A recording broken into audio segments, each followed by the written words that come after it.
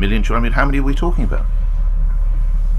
It's a significant number. It's not 500 or 5,000. It's significant. You've said that three times. Do you not think it would be an idea to have a sense of how many children we're talking about? You are the Shadow Education Secretary.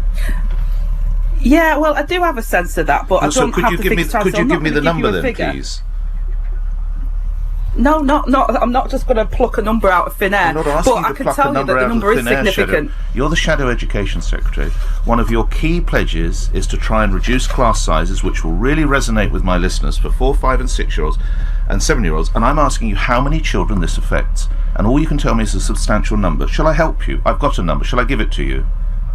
Go on then, you give it me. Go on, right. If you've got it, you give it me. And it is a substantial number. Go for it. Don't you think it's rather strange that it's left to the journalists, the media, to inform the Labour Party of the number?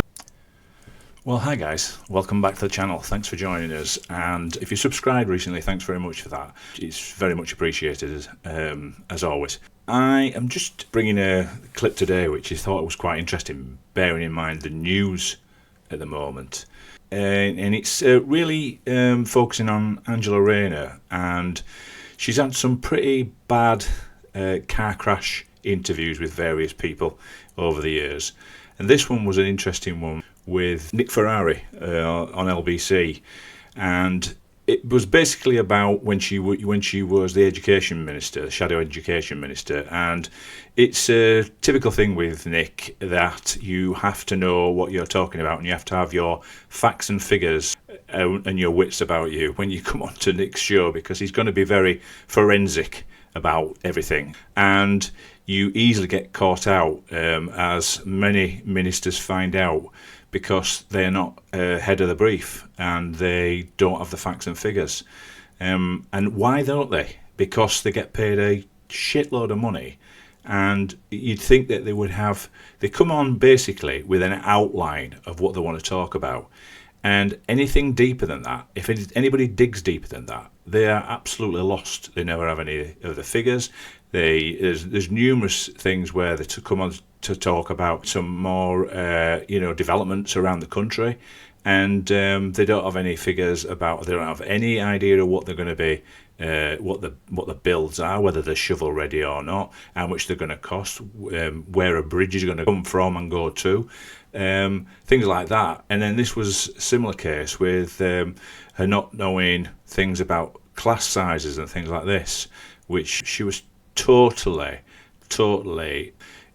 caught out cold by Nick, and she didn't take it like a lot of the others, and you can imagine she was pretty aggressive about the fact that Nick had asked her these questions. Quite interesting how it unfolded. She's an interesting character, and she could actually be the next Prime Minister of this country, believe it or not. And she is not the brightest spark in the world, is she? And she could be actually running the country. It just beggars belief, the quality of MPs we've got at the moment in Parliament. And then we've had this scandal this week in regards to the 3 houses she's got now. One in Manchester, one in Brighton, a new one, £800,000, and obviously her own house, which comes with the Deputy Prime Minister's role in Westminster. So she's now managed to dodge some tax on that house. On the one in Brighton, the new one, £40,000 tax she's dodged, which is not very good, is it, when they're supposed to be the party of no sleaze, no corruption. That's how they came in. That was the ticket they came in on. Anyway, I don't want to keep going on. I just thought this was really interesting because it just shows the type of person she is. That there's not much to her. There's no depth to her. She's got no real depth of knowledge about the area that she's involved with, and I think this showed it up in quite a big light. So, without further ado, let's get into it, guys.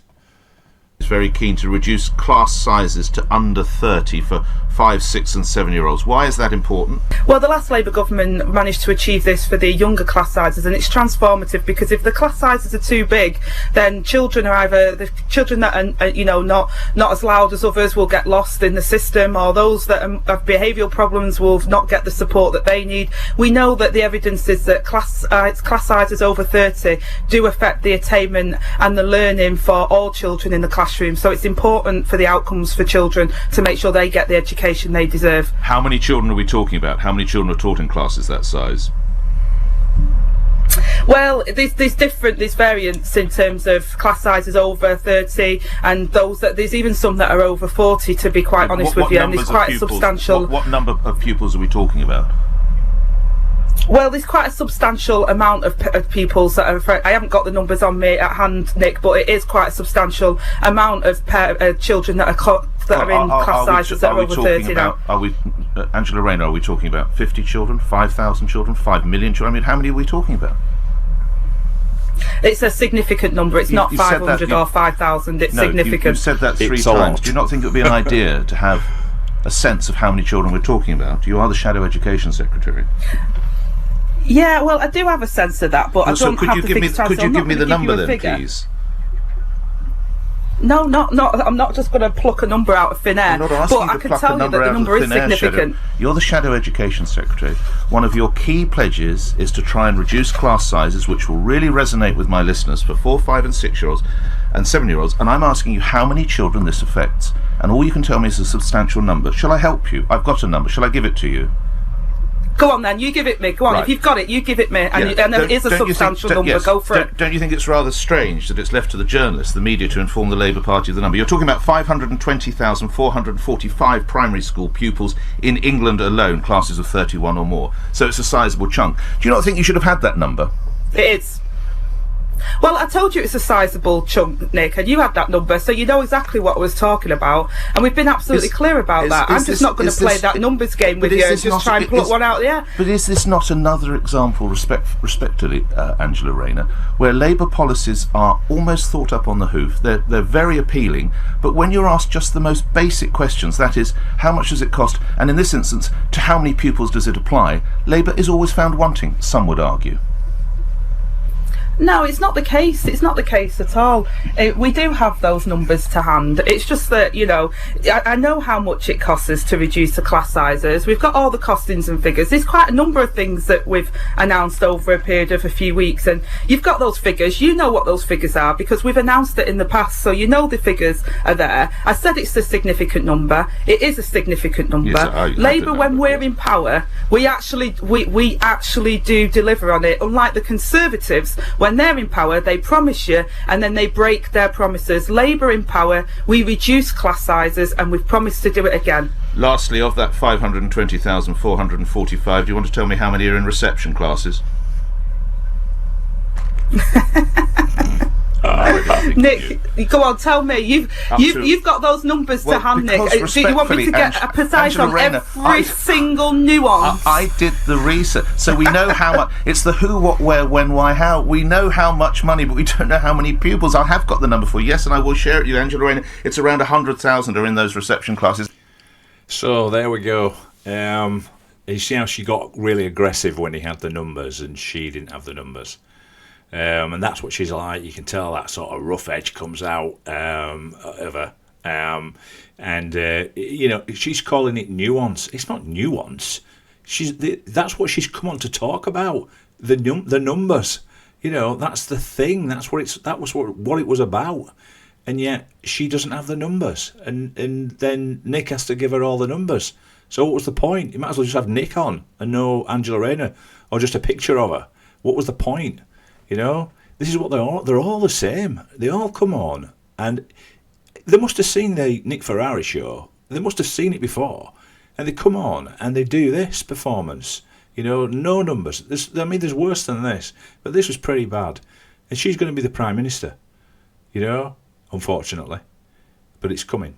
And now we've seen a dishonesty from out of her. This always preaching to the Tories about how sleazy they were and how corrupt they were, and yet here we are this week. She's dodged £40,000 of stamp duty, and not a word. And everybody's stood up for her. Everybody's backed her. You know, they're all probably frightened of her, so they don't do anything else. But you know, she's just as corrupt as the rest, probably worse. And how has she worth 4.5 million quid all of a sudden? Where does all that money come from? It doesn't make any sense, does it? It really doesn't. But she's done very well for herself. There you go. Anyway, thanks very much for joining us. Much appreciated. If you can like and subscribe to the video, that would be really appreciated. And thank you for joining me again. And I will see you on the next one.